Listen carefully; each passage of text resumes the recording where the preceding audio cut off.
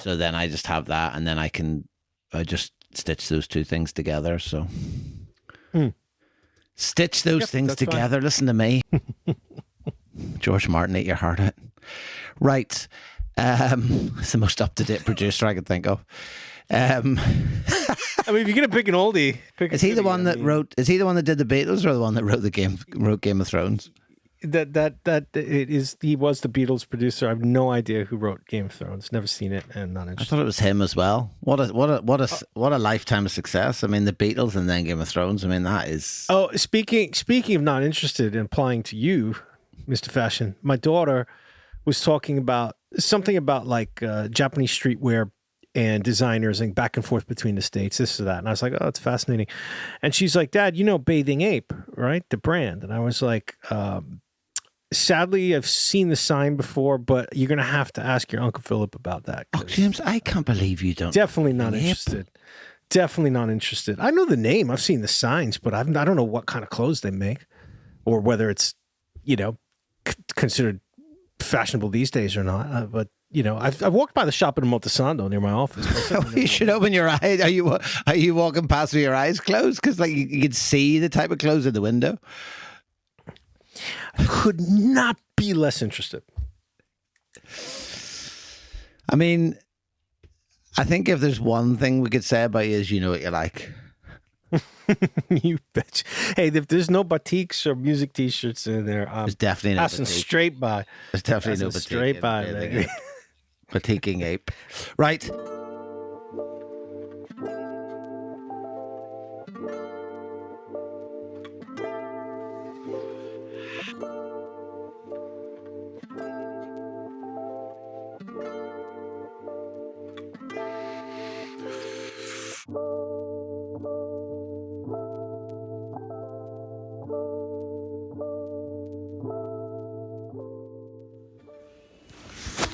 So it's day 3 and the football table is still broken.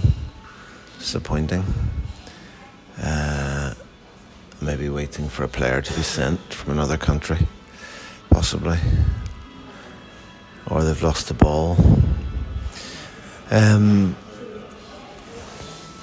Just in the lobby waiting for Sleeping Beauty. Some quite tense and alcohol-fueled negotiations last night about starting times.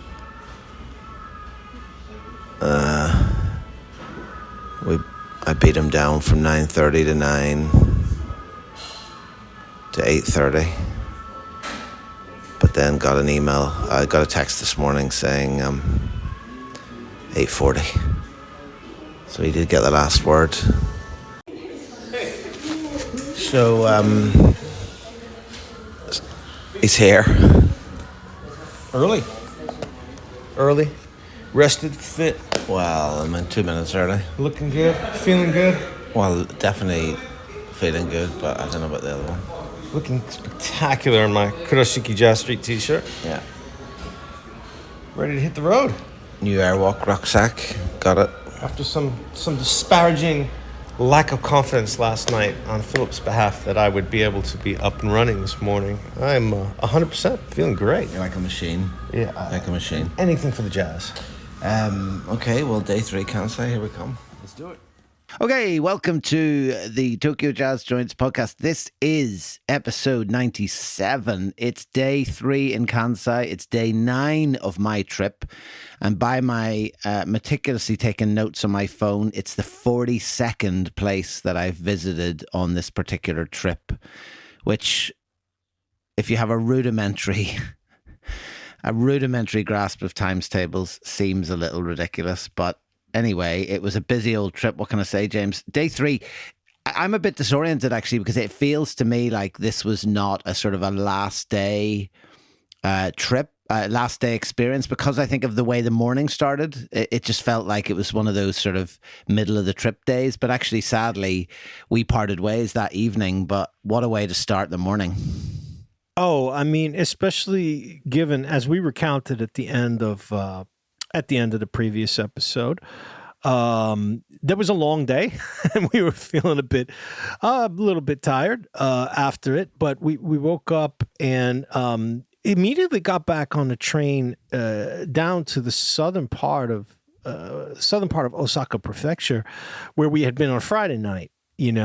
All the way down, and we went to it's a city. It's a little boring and complicated to explain the geography of like how Osaka is laid out, but they do call it a separate city. Don't do it.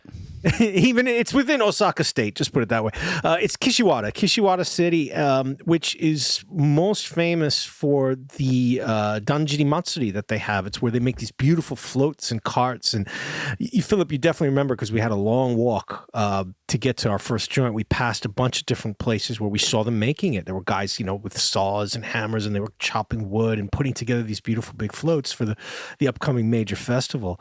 Well, actually, it's so far south that they have palm trees. I don't know if you remember that insane sort of display at the station with like the kind of like mosaic, the sort of mosaic. What do you call it? What would you describe as? I would say flower pots is not quite but there's a sort of a whole. Oh yeah. And they had these two huge palm trees right at the front of the Shoten guy.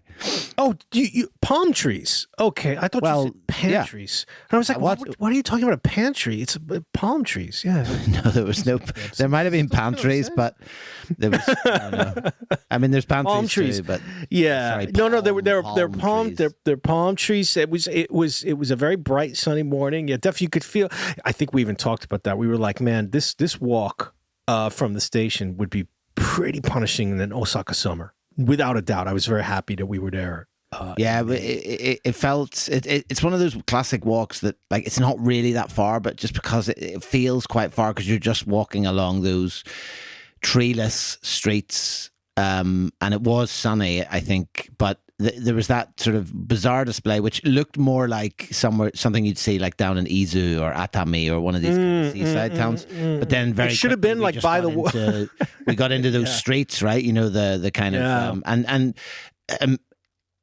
I think it's not an exaggeration to say that like some of the houses, and we saw a couple of workshops with older people in them, and like if you kind of closed your eyes to the surrounding buildings, it could have been like the 1950s.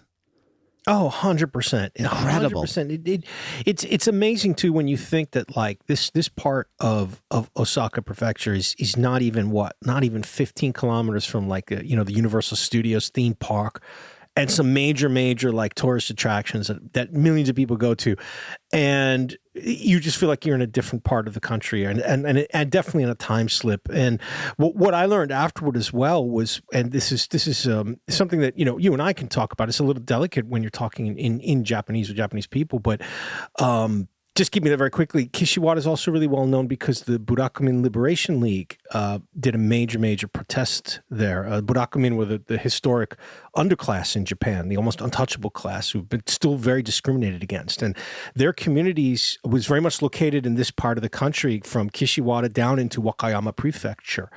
And thankfully, in the 20th century, they began to fight more for their human rights and fight against a lot of the discrimination. So the city has become quite well known for that issue. And in addition to this 400-year-old festival where they make the floats and carts, there's also a castle. And Philip, it's crazy. You and I have been all around Japan, and I didn't know a single thing about this place before we went there and then did the research. So it just goes to show you there's still so much more to Japan and so many little different like quirks and historical things that you can learn about, despite the very, samey type concrete of, landscape.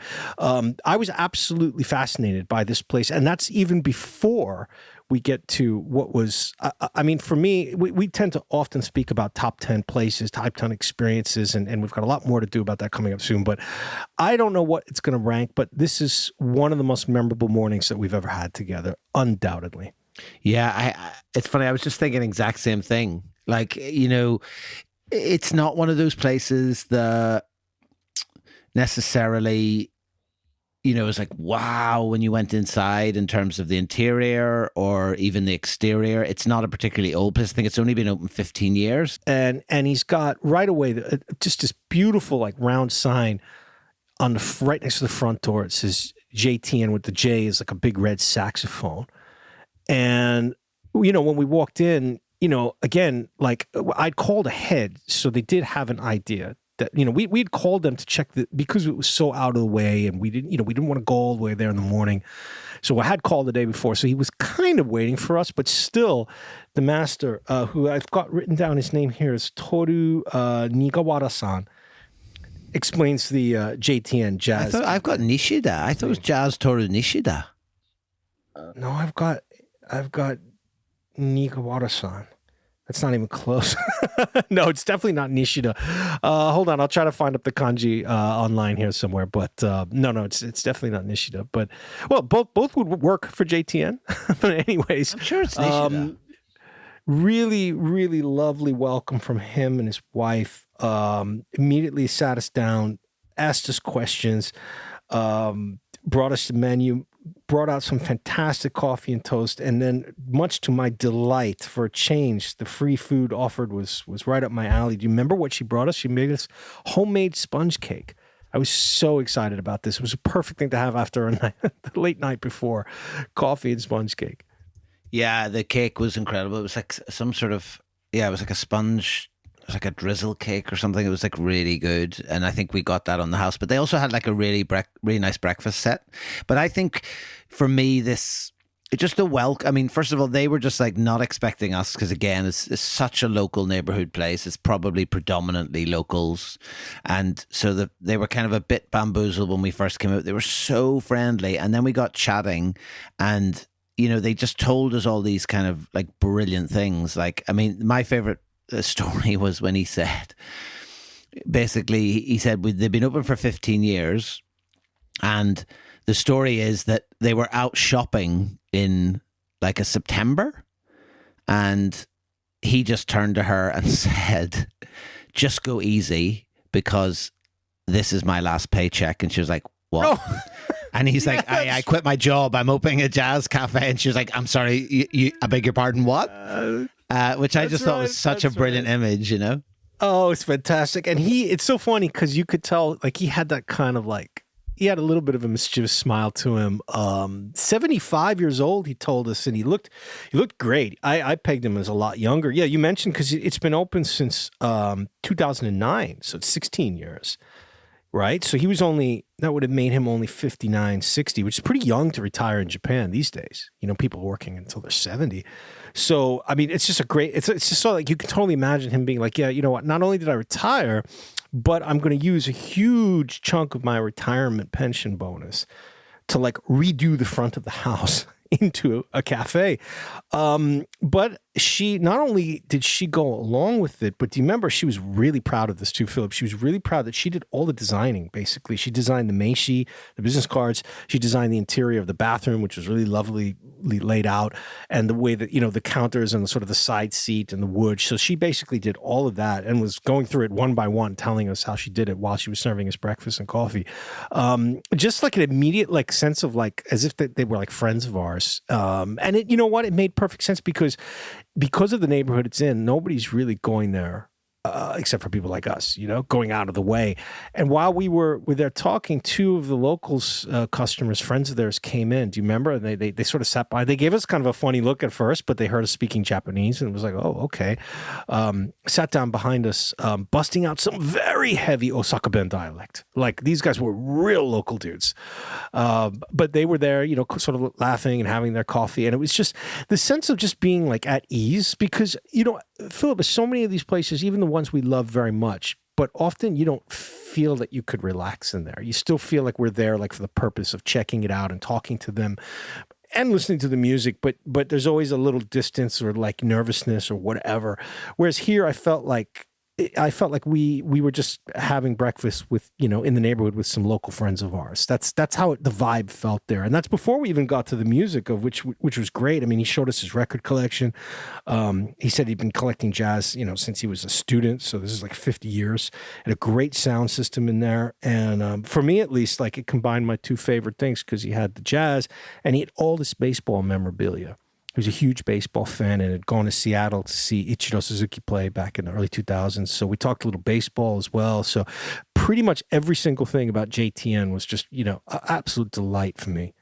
Yeah, I had a great morning. I mean, I don't know if you remember when the older guys came in, they sort of half apologetically sort of motioned to us and said, "Koksaiteki na asa," and so which means did they say that? Yeah, it's sort of an international morning, and so like that was the level of, sort of unexpected. They weren't expecting us to be there, and so they were sort of like, "Oh yes, it's a very international morning," but we. There was just so many weird little things. I mean, they had between the speakers, he had that clock, JTN clock with the Blue Note logo.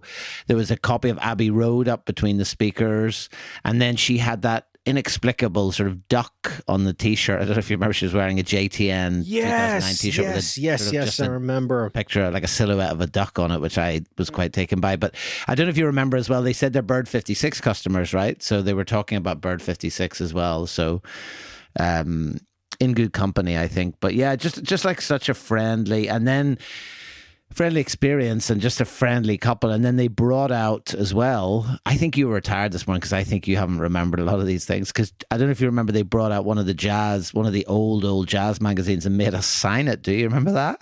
Yes, I remember that. Yes, that's right. That's right. They did, which was very curious because I almost kind of felt like, it was quite destructive. Signing this, yeah, like this magazine is like really, vintage, beautiful one. I don't need my signature on there, but yeah, that was very, very curious. But then they were like, oh, look, we use social media as well, so please find us and please come back next time we're in Osaka. And I was like, absolutely, I will come back the next time I'm in Osaka. The other thing that I've got in the notes, Philip, and again, this is a deep cut, so I don't know what the equivalent would be for our adoring listeners in Britain, but for American listeners, so we're in deep Osaka, and Osaka really means the Hanshin Tigers, who are basically the Chicago Cubs of Japanese baseball. And yet they're not Hanshin Tiger fans, they're Chiba Lotte Marine fans, which is just extreme. It's as if like you were in Chicago and like suddenly you met fans of the Florida Marlins. It didn't make any sense. I asked him why, and he was just like, oh, I've always hated the Tigers, so I decided to pick another team. And I was like, okay, that's really unusual down there, So he said that they often go to Chiba to see the Marines play, and they come up to Tokyo. And they stay out there by the stadium, so they don't really get into any like jazz time. And that's how big of baseball fans that they are. They actually come up to Tokyo, but they don't go to any jazz kissa. They just stay out in Chiba and go to the baseball game out there. So I thought like, okay, these people are, I mean, again, we're connecting on a deep level here because I think everybody listening knows my love of baseball. So, but that was a quirky part that just, it just had that little personality to them. It's like, you know what? Everybody in our city is obsessed with the Hanshin Tigers. We're not going to root for them. We're going to pick a team in the other part of the country that literally nobody supports, and we're going to be obsessive fans for them. I just thought that was super cool. Yeah, just the loveliest people. I think she was turning 70. I think there was wasn't there like they were heading off? There was some talk of a birthday party or something. I think maybe it was like a family birthday party. There was some talk about closing early that day. So we were pleased that we got down in time as well. I don't know if you remember as well, just because of the season that we're coming into.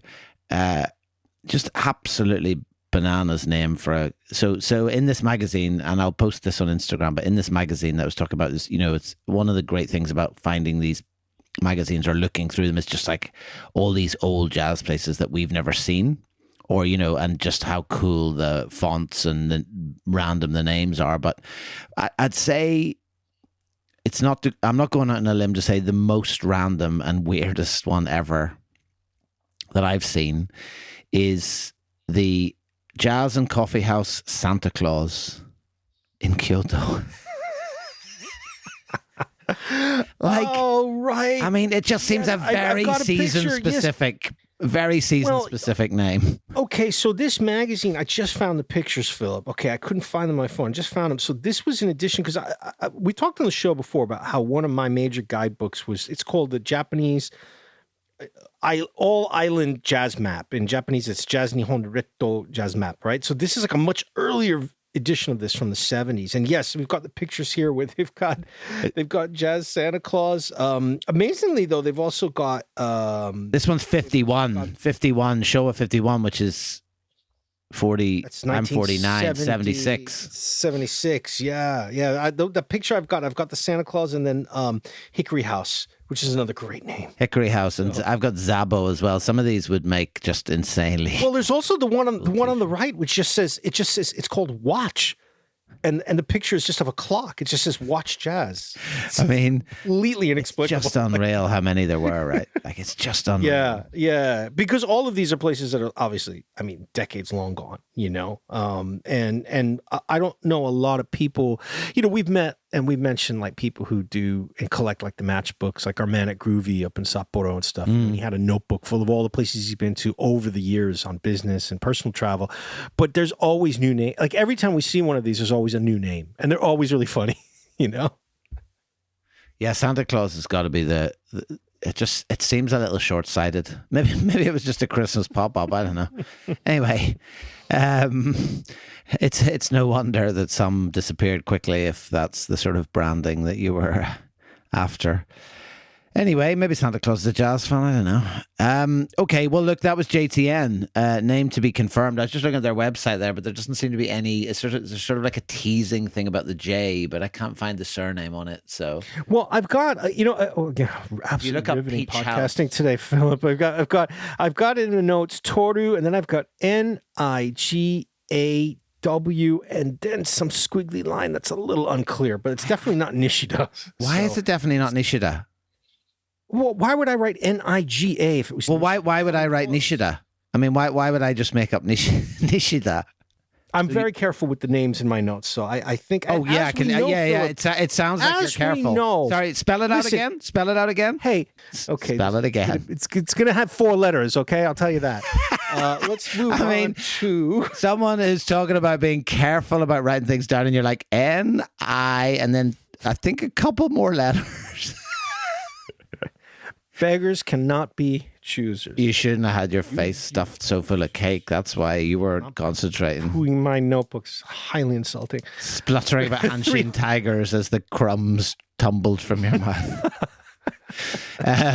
Anyway, so yeah, we moved on. We walked back. Brave choice, but we walked back, which was really interesting actually, because like you said, and we've kind of already covered that, but really fascinating neighborhood to walk back through. And we got back to the station and headed to the next place, which like we had kind of associated with the cubic spot because they both weirdly have the word cubic in the name. And actually when we got to Point, which was just in this really interesting location by the streetcar tracks with a really bizarre kind of frontage to the building, we did ask the owner, the female master, we did ask her if there was any connection, and I'm pretty sure she said no. But then I think like recently Jerome made some comment about them being like connected or something.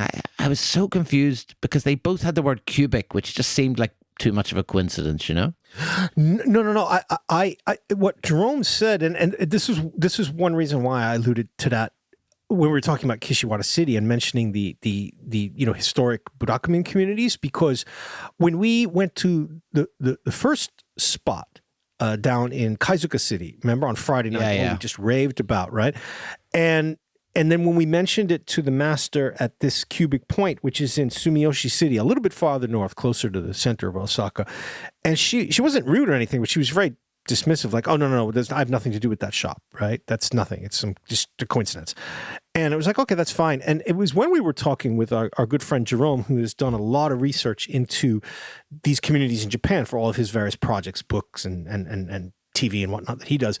He mentioned to me, he was like, well, look, that because of where the first spot is that we went on Friday in that community that may be associated with some of the discriminatory views that people would have, which is why it's not an area that maybe people would talk about that they want to go to or they want to live in. Remember, it's really difficult, I think, Philip, especially for like people who are new to Japan, because so much of the cities look alike, and yet as you're there, you start to hear things and see things. Like I remember an example would be like when I moved to Yokohama and I mentioned to my father-in-law, well, we were looking at houses in Kawasaki, which is literally 5 kilometers away, and he was just like, oh no, you can't do that. You can't live in Kawasaki. It's a terrible place. terrible place, terrible people, dangerous, horrible. And I was like, it looks and feels exactly like the same neighborhood I'm in right now. You know what I mean? Like I couldn't tell the difference. But the way he said it, it was just like, Yokohama people do not live in Kawasaki. And there's historic reasons behind that. And I think that what Jerome was telling us was like, yes, that part of southern Osaka, other people in Osaka might look and be like, no, I don't go there. I don't hang out there. I don't want to work there, et cetera, et cetera. Obviously different for us, going around on these jazz adventures. Sometimes we have no idea of the local, nuances in history, but I have a feeling we bring it up to that lady who's in a different city and we're like, oh yeah, that's your sister bar down there. You got the same name, Spot, and she might have just been kind of like horrified. Like, no, I wouldn't have anything to do with that place, without actually saying it directly. Now, this is all speculation, but there had to have been some reason because I do have it in the notes here. Definitely affirmed no relationship to the other Spot, So yeah, I was just trying to find his comment. Oh, no. So I misunderstood. So he said, I've been to Spot and also Point, which were both Cafe Cubic. So maybe he just meant that they're both called Cafe Cubic. We were maybe over dramatizing it as some big dramatic split between when the original Cafe Cubic, there was a schism and they moved. It's his ex-wife. Moved to different neighborhoods. Yeah. She didn't like his motorcycle riding anymore. Yeah. It's like, do you know what? Decided to leave. Do you know what? I'm taking the name. I'm going to open it. It's like when you went over 60 cigarettes a day, I just thought, you know what? I'm out. That's enough. After the cancer diagnosis. Yes, exactly. It's like I have reduced it from 100 a day. Point was it was one of those places. Like, I mean, for me, like just think about even like photographing. I mean, it's just such an interesting. It's a really dramatic because it's like the whole building is kind of rendered in this kind of plaster, and then just a couple of sections have been cut out, and like you'll see this on Instagram if you're looking as you listen. And it's a really old building. It's like a sort of 100-year-old kind of wooden building, and we went in. Well, it's what you'd call in Japanese like a kuda. It's like a storehouse, you know, and it's got that gigantically like tall ceiling with the wooden beams. Oh, it's a beautiful structure, but it's just kind of bizarre because, and again, people could see the photo, like the structure is this traditional Japanese kuda warehouse, and yet the sign and the font of Point is just, it looks like the Pan Am Airlines logo from like the 1960s or something. It's just very, very odd. It's beautiful. It's a beautiful, beautiful building from the outside, but very, very strange mixture of styles. Yeah. And, we had a perfectly pleasant experience. We went in, she was friendly, wasn't much chat. We didn't get any real conversation. There was a couple of customers come in. I think an older lady came in at the end and had a bit of a nap while we polished off a couple of, wait for it, first of the trip. No, not first of the trip. Possibly first of this trip. Banana juice. Banana juice was back in. Well, no, I've got in the notes, Philip. I've got Philip finally converted to the joys of banana shakes. What? So why would I? I mean, again, I don't want to say there's a gathering body of evidence that these notes are absolute shit, because clearly that's rubbish. Because we had banana juice on several other trips in other places. I mean, was it 2024? There was a lot of banana juice. We really, because I don't know, this may be an urban myth, but I'm pretty sure this is actually real. There's something about a banana that offsets coffee. I think because I remember someone telling me in Dublin they used to do coffee tours, and one of the things they would give people on a coffee tour halfway through is a banana, because something to do with the potassium or something that offsets the coffee. And so otherwise you'd be like on 6 or 7 espressos by the time you got to the end of that tour, and you'd be absolutely wired, if not on the way to accident emergency. So, well, you see, I always heard, because, and I have more experience with this than you do, unfortunately, bananas are good for hangovers. So having a banana in the morning takes the edge off of that. Probably, again, the magic of potassium. So, and also, and our regular listeners know this, I cannot drink coffee really much after 12 noon. And so I always move on to the banana shakes if they have them. But, you're usually a coffee fiend. I mean, you can put back 5-6 cups in the course of our day before we move to the booze. But on this day, I've got you down, because it was only around lunchtime, right, that we were at Cubic Point. So, I guess all of this banana shake talk does let people know that that's probably the architecture and the external of Cubic Point was the most memorable. It is a beautiful spot inside. It is really lovely with the wood. The sound was really good, but I just, again, if you're in the area, of course, stop by there for an hour to take a break and have a cup of coffee or a banana shake. But yeah, you're not going to get a lot of music chat from the master. She was polite. She smiled at us, talked to us in Japanese, but then just went back behind the counter to do whatever she was doing. I don't even have a note about the music. It says great sound, but I didn't write down what album was playing. I'm trying to find my picture. No, I think the sound was directly across from us. I have a couple of photos of the system, and I think she was playing CDs. I don't know if you remember as well. There was a beautiful, was it Jaco Pastorius? There was a beautiful black and white image up on the wall behind us. I think it was. Yes, it is Jaco. I've got it here in the pictures. Yes, she also had the standard jazz kissa, Great Day in Harlem. Yes, please. Poster print up above the center where the TV and the DVD player is and the speakers. There was a lot of vinyl too. It went up all the way up to the top. Obviously she doesn't play that stuff very often because it'd be very hard to climb up there and get it. But I got the feeling like we've seen in a lot of places where the vinyl collection is there and there's certain albums that might get pulled out. But you know what? It's easier. I'm just going to put a CD on because it's longer and I don't have to get up and change it all the time. So that's probably what was going on at Point. Just before we move on, because we headed back to Kobe after this, just some news coming in that bananas slow caffeine absorption, they stabilize blood sugar and neutralize acidity. So, don't know what any of that means. Give up science when I was 15. If that wasn't already clear.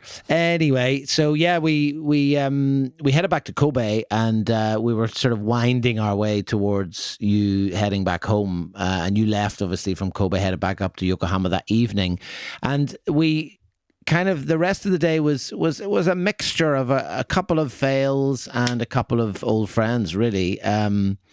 And kind of a weird day for me, actually, but it finished on a real high because I was wanting to go to a couple of record shops as well, I think. So we headed over to M&M, which we have talked about probably sometime in the past in one episode a very, very long time ago. But it was one of those places where, again, it's always nice, to. I don't think we talked about it at length though, because you and I had not been there together. We hadn't gone to M&M together. We'd both been there, but I think the reason we talked about it was because, and I've got a little bit in the very clear and articulate notes for this M&M page, which banana juice must have kicked in. Put on inside. Excellent. Eminem, I think a lot of people know it because he's got a really, really active Twitter feed.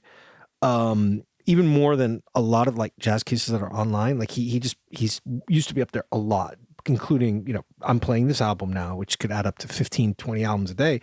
But also because he has there's no other way to say it. It's a pretty aggressive English language sign on the stairs, at the top of the stairs before you go in, the second floor. Eminem's on the second floor.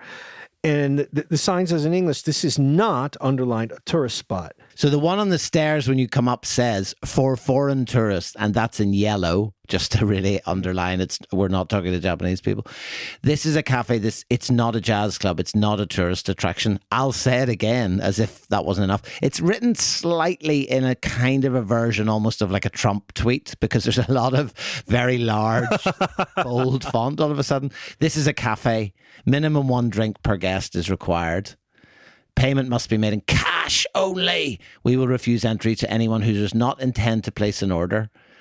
Which is kind of shocking because we've both been to M&M and this didn't exist before, right? No, and then which is clearly a little bit of aggressive translation, but it's really disgusting to see so many foreign tourists just take photos and videos and then leave. Anyone who can tolerate the above is welcome. Thank you for your understanding. So listen, the sign speaks for itself. Disgusting. Obviously he's had these strong, right? Very, very strong, very aggressive. Now, when I went up So we sat down, we got a coffee. You went to go and check out another record store. I was getting my afternoon, doldrums come in, so I wanted to rest a little bit. But man, okay, look. First, before we even get into talking to the master about the sign, Eminem, he has a lot of vinyl. And he plays the music really loud. So loud. There was definitely no chance of napping in there. And I think like the volume actually might even be kicked up because of what we saw on the sign there, where it's like he's telling people who come in, this is about music. You are not here. This is, you know what I mean? You're not here to take pictures. You're not here to do Instagram lives or whatever. We're going to play music and it's going to be really loud. And if you can handle that, you can stay. So the music was just blaring, and he was playing some really good records when I was in there too. And then, so you went off, I think you came back, of course, you bought like a couple of albums, nothing too major. And we, I went up and I asked him, I spoke to him. I said, sorry, can I talk to you for a minute in Japanese? And he was like, oh yeah, sure. And I said, look, I came here years ago. I follow you on Twitter, blah, blah, blah, blah. And, the sign there is a little bit, it looks like you had some troubles. He was very apologetic in that kind of polite Japanese way where I think he thought I took offense as an English speaker and as a foreign person, right? That at the aggression of the sign. And I said, no. Look, you don't have to apologize to me. Not at all. I just wanted to ask, like, I don't know if you could tell me if it was one, I would assume it's more than one incident that you felt compelled to put that sign up. And he said, yeah, it's just like a lot of people just come in, and like even just like 2 weeks ago, like this couple came in and they just like started taking pictures and videos, but they didn't sit down to order anything. And, they just like poked their selfie stick around. And I was like, oh, okay, anytime you hear a selfie stick, you're dealing with annoying I just can't believe people still using selfie sticks in 2025. You don't see them as much anymore. Not as much. There are a couple countries that shall not be named that a lot of their tourists do use them. Let's put it that way. Seen them a lot in Japan. But, again, like the whole thing, Philip, man, we've talked about this, like listening bar culture and the rise of popularity, blah, blah, blah, blah. Okay, but why would you, if you were not a jazz fan or a music fan, why would you come in here anyway? Why would you be coming in to take a picture if you're not a fan? There's something I just don't understand about the mindset. Maybe I'm just too old. I don't know. But like, it seems so bizarre that anybody would do that, to come into a beautiful, beautiful cafe like M&M and do that. I think it's so stupid. I think that's your perspective, though. I think, I mean, people, if you go to anywhere, I mean, people are not particularly into temples either, but they still photograph them, So I think it's that thing about experience. I think probably more than experiencing anything, it's about showing that you've experienced it. I think it's an effect. It's always been the way, right? People just go and photograph on holiday, but I think now, because it's so easy, I think it's about collecting the images and the proof that you've been to these places. And so I think, and we've talked about this before, so we don't need to get into it, but, the proliferation of people introducing these places online now, the kind of influencer-y type videos and things like that. So it's kind of become part of this tourist itinerary. And I've talked about this a few times in some of the listening events that I've done, and I actually played, he played that Art Blakey album, and it turned up on one of my record shops visits at the end of that trip, and I bought the record. And is that the live one with Wynton on it? Yeah, that's what he was playing when I was in there. Yeah, it's called Falling in Love with Love was one of the tracks. It's like a live album, but yeah. Because he was playing that, and then he was playing that incredible Tommy Flanagan and George Mraz and Al Foster trio, Giant Steps. Yeah. Again, blisteringly loud. It sounded so good. Philip, maybe you didn't see that because you were facing the door, and I was looking towards the back by the speakers at the other tables. But I've got to get in the notes. Young couple seemingly on a date. How on earth are they hearing each other talk? Because they were sitting like to the side of this, maybe because they were on the side of the speakers and the sound was coming directly to us. Maybe that was actually a better seat. I don't know. But there was a young couple there, and they were chatting away and smiling at each other. And I was looking at them. I was like, God damn, man, that maybe, young ears. I don't know, but it was so loud. I couldn't possibly imagine how they were communicating. But I thought it was pretty cool to see that, like, there was a mixture of people, like, there was us, there was that young couple, and then there were a couple other, like, just solo jazz fans. And then I think at the bar, wasn't like the two guys at the bar, I think, were the master's friends. The way that they were talking, I think that's what we figured out. Like they were joking around and laughing. And they were there the whole time we were there. So the actual vibe inside really belied the aggressiveness of the sign, don't you think? Because like once you were in, it was like a really music was great, and it was very warm. I mean, there was a mother and daughter there as well. And then this couple that you talked about. And actually the couple, I think he sort of chivied them along in the end because I think they, they'd ordered and they were obviously, and then he kind of came over and said, do you want something else? And there was that sense of like, okay, well, if you're not going to order more,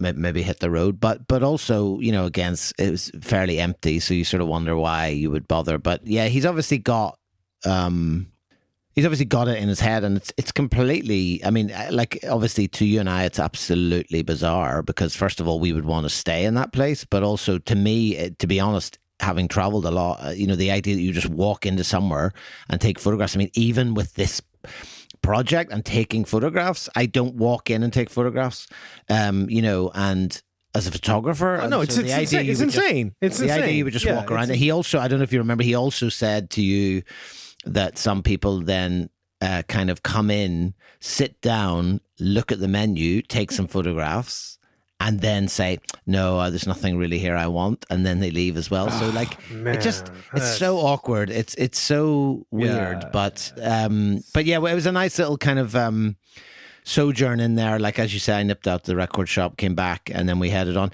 That I just looked up that album. No, it's not got, do you mean Wynton Marsalis, right?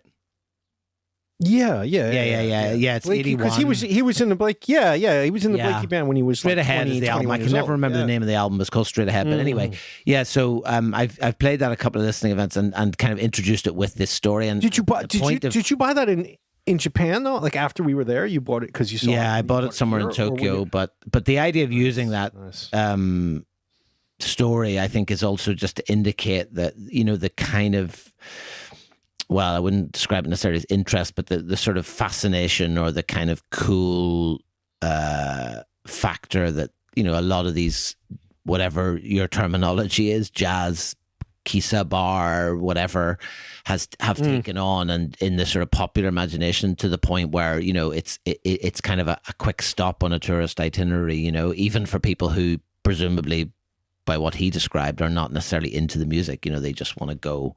Yeah, and that's really it's curious too, Philip, because it's like, going back to that album, to that Blakey album. I mean, look, anybody who's a jazz fan knows that Art Blakey, when he starts getting into it, he's a loud player. Okay, he is hitting those drums, and they're mixed loud. And so with the volume at Eminem, I would imagine that there'd be a lot of people who are, maybe they're curious about what a jazz cafe is, but might come in and just be like, I can't spend 40 minutes in here. It's just too loud, the sound is just too punishing.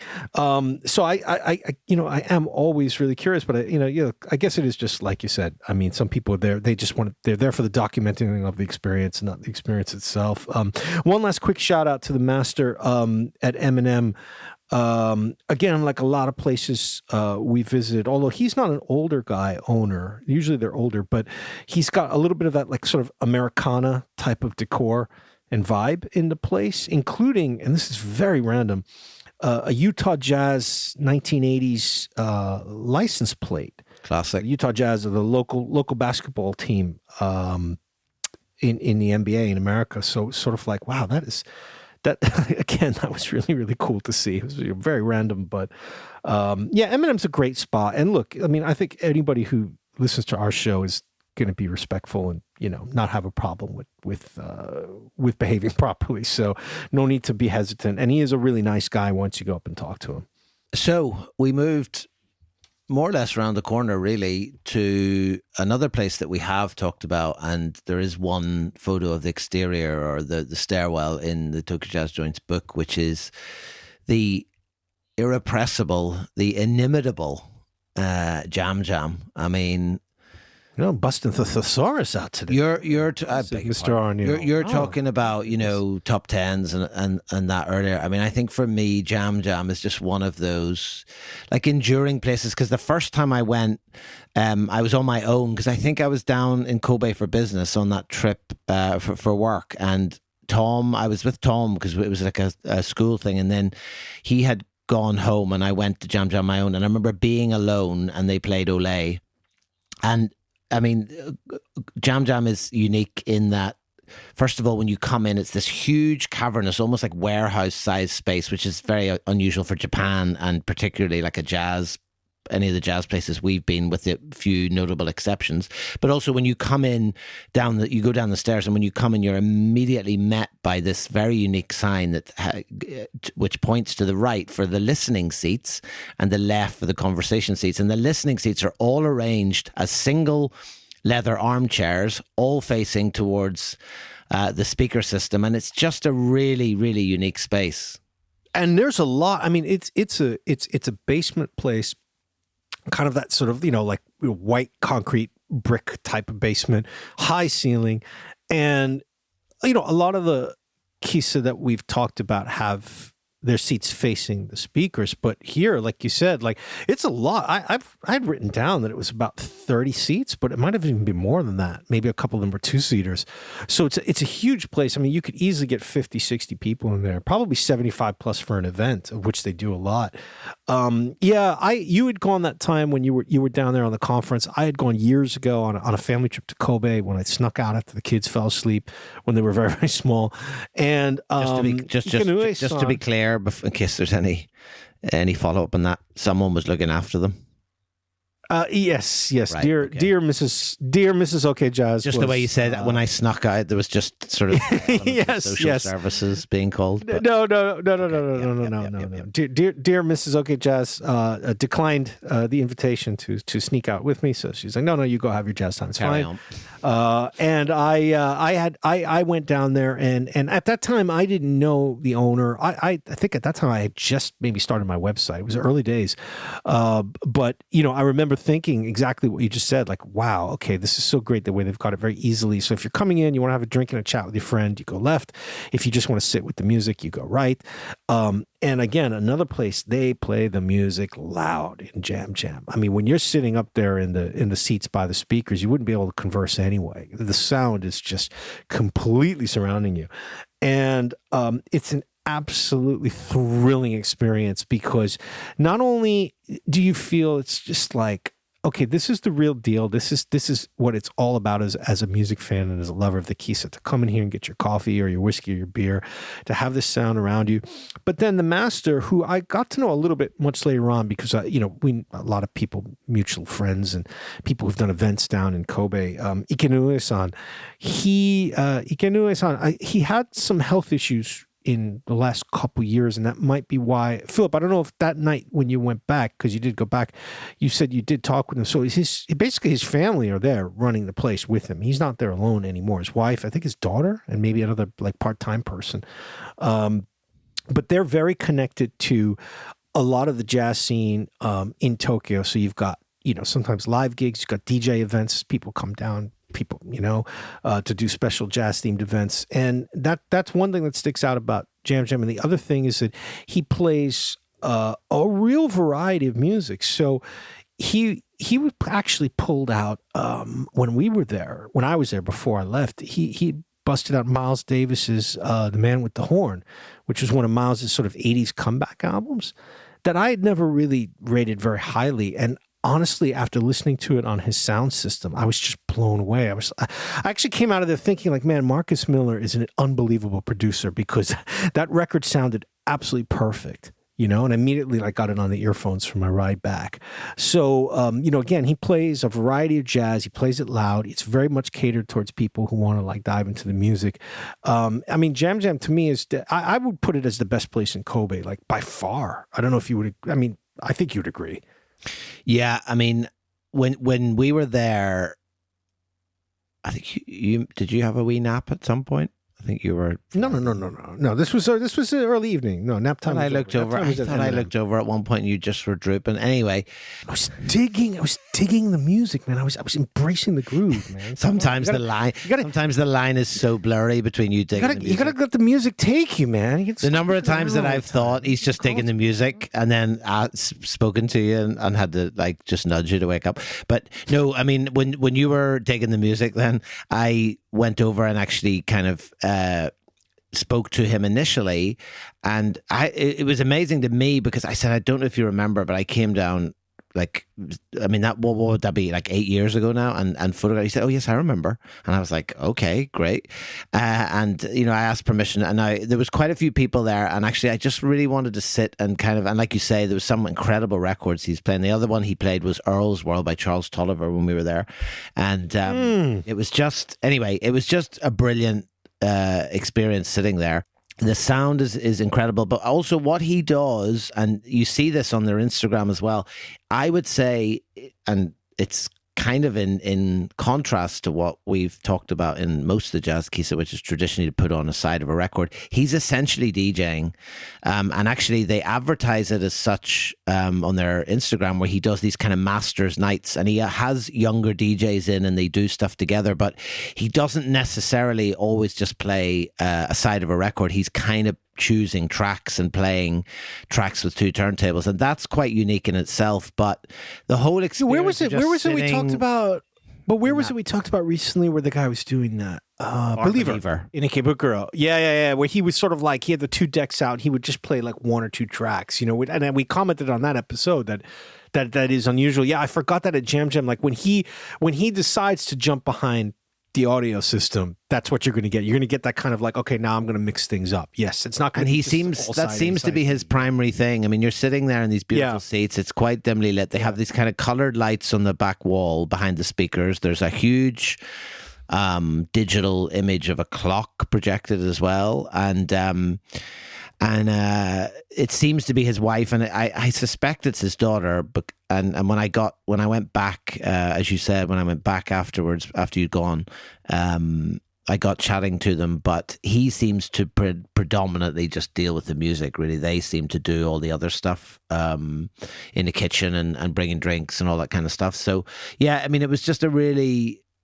it's just so nice to go back to Jam Jam, and it wasn't the last time for me that day. So after we left Jam Jam, and for our final kind of hurrah before you headed back to Yokohama, we wanted to go to a place called Doodling, which was tricky enough to find. And when we did discover, what we found, despite having sort of, I think, tried to check times and things, was sadly something that we've experienced a few times, which is the shutter was resolutely closed. And well, remember, I had called him previously, and it was really unclear from what he had said about, like, he was like, oh no, I'm always going to be there at that time, it's fine, if I'm not there a little late, I'll be there, he was one of those kind of guys. And so it was, because I remember double checking, because this was Sunday, and sometimes Sunday's a closed day, right? Because Doodling is only open these days at night, even though in the past it was like they had kissa jikan, like afternoon, like jazz cafe time, right? But these days only open as a bar. So Sunday it was kind of like tenuous. Remember, I think we were talking about that, Philip, before we departed for Osaka. It was sort of like, maybe we're not going to get to Kobe until Sunday, but it might not be open. Then I called him, and the guy was like, it will be open.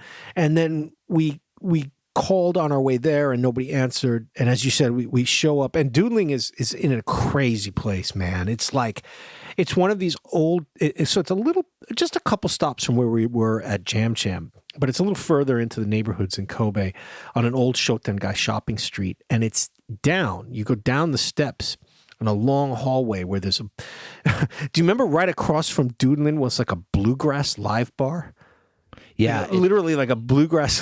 It's sort of impossible to like describe those places, and I think, like, as well, in any other city or any other country, you would genuinely fear for your life. Like they're really terrifying.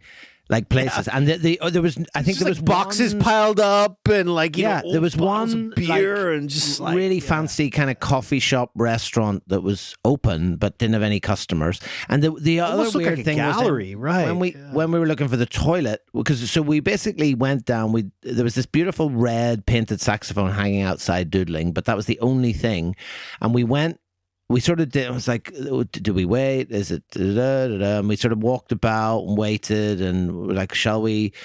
And then I think we're looking for a bathroom, and realized that when you go to the other end of that Shotengai, it's basically connected to the train station. So you use the train station bathroom presumably for some of those places, at least if you're a customer, you just go down there.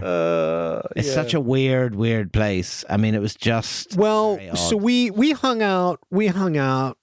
You know, I would say 20 minutes, 25 minutes. It was going to be real tight for me anyway to have like a real quick drink. And it was like, oh man, look, I gotta get the subway back to Sannomiya and then get up to Shinkobe Station, and I get the Shinkansen back to Yokohama. So I waited about 20 minutes or so, and then walked off. And we at that time we didn't know, okay, why the guy didn't show up, or, you know, or it's just one of the, it was kind of like a sad ending to a great weekend. But, you know, look, it's happened to us before. We've very famously in Kyushu at the legendary Cinematheque, which we've twice been foiled going into. So I remember we were like, okay, look, Kobe, not far. We'll get back. We'll try doodling.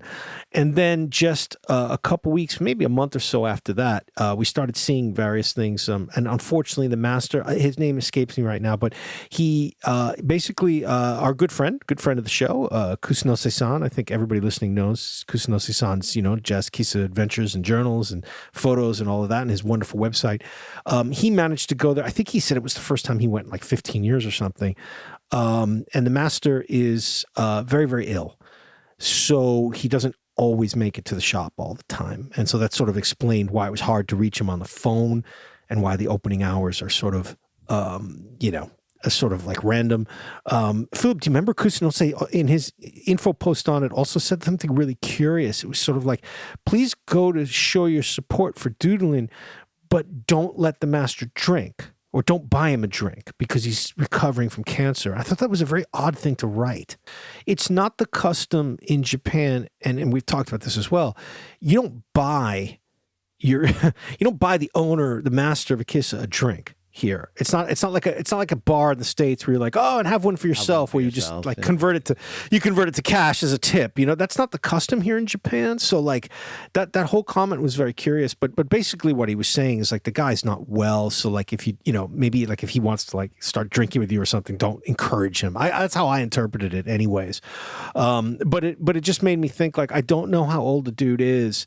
But again, there's always this sense of time with all of our jazz adventures. And I just kind of feel like I really wish I could just like zoom back there and go visit it, because who knows by the time next year, is it still going to be open? Is somebody else going to take it over? I mean, well, I have no idea. Right. And then, you read all the comments about it, that it's just a beautiful spot too, in that basement sort of alleyway, that basement hallway. So that was doodling. It was a bit sad too. Then you sort of wandered off with that ridiculous bag and just sort of down that show thing. I felt quite sad when you left. It was just I just sort of sat in that sort of strip lit like tunnel. You did, yeah. Own. You had a little bit of I thought like Charlie Brown music coming in and stuff. You know what I mean? No, I was like, shall I wait? So I kind of hung around a little bit longer just in case, and then I went to another place that we had on the list, but sadly it was closed. A place called Sarigenaku, which is again just very small bar, a bit like Bird. What we talked about, I talked about Bird in Hokkaido. Which tantalizingly, when the building opened, had these kind of strange projections on the street outside. So Sarigenaku was actually being projected, like the logo was being projected on the street in rotation. But I wandered around a few times just to see if I could catch, it open, and actually went into the neighboring bar and there was a cleaner in there. And I said, look, I don't know if you know this. She said, no, I think it's closed. And so I gave up in the end, and we can say that for another trip. But I did head back. I thought, you know what? Again, I'm here. Why would I go and sit in a hotel? So I went back to Jam Jam, and I must say I just had one of those kind of like transcendent experiences where I got back to Jam Jam and there was only 3 or 4 people there. And I sat in one of those seats again, and he just played like track after track. I got chatting to them as well. They were lovely. We talked about the book and blah, blah, blah. And it was just a really nice way to end the day. And I sat out there was a couple of people. There was one guy over on the left-hand side. There are a couple of 2-seaters along the wall who was asleep. And I think I sat out most of the other people.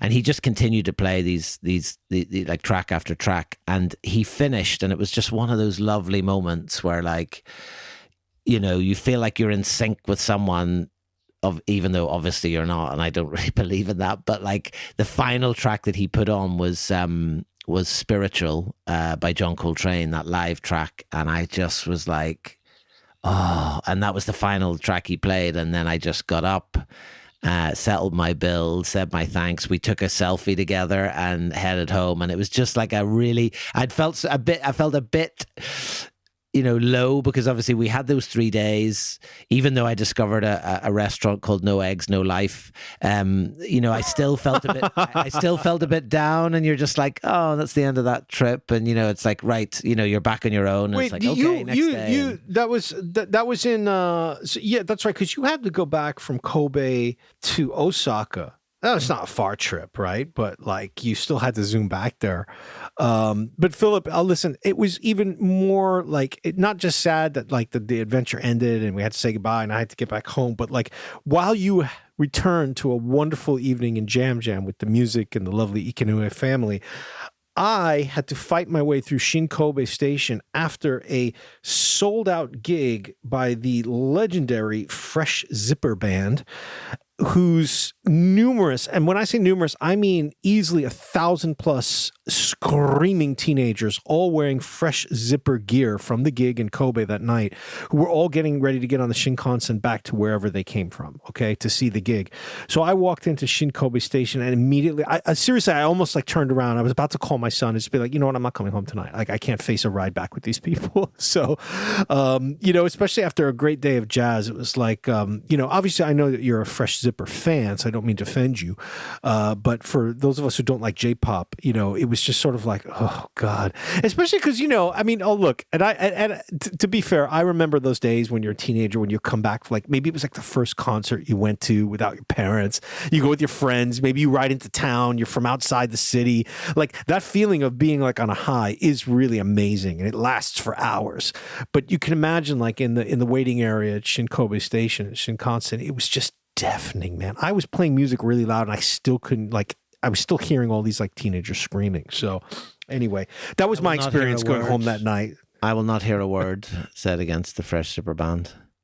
I was listening to something the other day and they were saying, oh, you shouldn't go over 40 minutes in a podcast episode. Well, we're now currently at 58. So if you're listening to this, and I 58. I think we're way above. Oh, sorry, 68. So if we have, when I edit this, if you're listening, first of all, if you're still listening, thank you.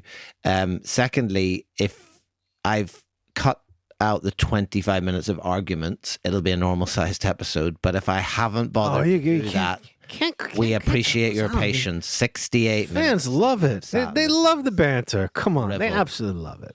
Anyway, just hit the 70-minute mark, so that's great. Listen, James, longer than we thought, but what a way to finish. That was day 3 of our Kansai trip. It was the end of day 9 of my trip, and we've got a few more places to cover before we hit our celebratory and anniversary 100th episode of the podcast. So I will talk to you in a couple of weeks, and in the meantime, take care and look after yourself. You too, buddy, and get some rest. You've been a busy bee wandering all around Europe, so enjoy some downtime in Belfast, and we will talk soon. See you later. Ciao. Bye-bye.